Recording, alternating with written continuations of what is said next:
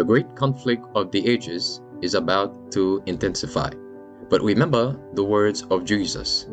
In me ye might have peace. In the world you shall have tribulation. But be of good cheer. I have overcome the world. Would you like to know how to exercise courage and fight the good fight of faith? Listen to this devotional. Conflict and Courage. A daily devotional by Ellen G. White. How can I do it? How then can I do this great wickedness and sin against God? Genesis 39, verse 9. It is always a critical period in a young man's life when he is separated from home influences and wise counsels and enters upon new scenes and trying tests.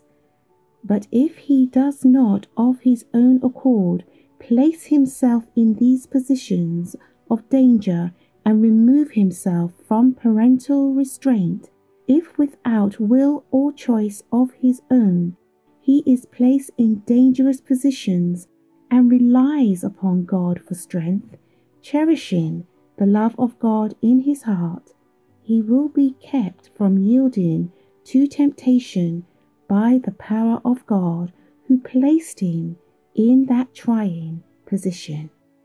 God will protect him from being corrupted by the fierce temptation. God was with Joseph in his new home.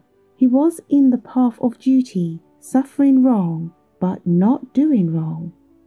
He therefore had the love and protection of God, for he carried his religious principle into everything he undertook. Joseph's faith and integrity were to be tested by fiery trials. His master's wife endeavored to entice the young man to transgress the law of God. Heretofore he had remained untainted by the corruption teeming in that heathen land.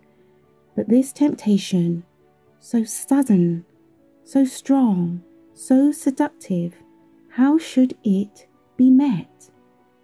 Joseph knew well what would be the consequence of restraint. On the one hand were concealment, favour and rewards. On the other, disgrace, imprisonment, perhaps death. His whole future life depended upon the decision of the moment. Would principle triumph? Would Joseph still be true to God? With inexpressible anxiety, angels looked upon the scene. Joseph's answer reveals the power of religious principle. He would not betray the confidence of his master on earth, and whatever the consequences, he would be true to his master in heaven. Under the inspecting eye of God and the holy angels, many take liberties of which they would not be guilty in the presence of their fellow men. But Joseph's first thought was of God. How can I do this great wickedness and sin against God?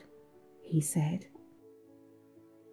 If we were to cherish an habitual impression that God sees and hears all that we do and say, and keeps a faithful record of our words and actions, and that we must meet it or we would fear to sin.